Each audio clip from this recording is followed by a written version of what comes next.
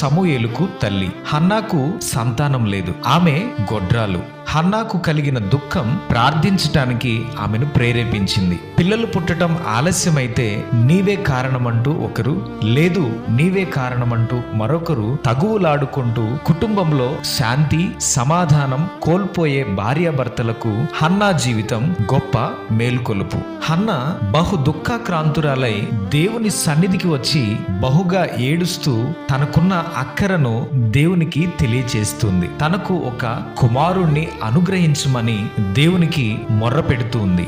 దేవునికి మనకును గల వ్యక్తిగతమైన సంబంధాలే మన ప్రార్థనలకు జవాబును తీసుకొస్తాయి. హన్నా ఆయన ఏమై ఉన్నాడో గ్రహించగలిగింది, ఆయన ఏం చేయగలడో కూడా గ్రహించగలిగింది. హన్నా చేసిన ప్రార్థనలో స్పష్టత ఉంది, కుమారుణ్ణి అనుగ్రహించుమని. హన్నా దేవుడు తన ప్రార్థనకు ప్రతిఫలం ఇస్తాడని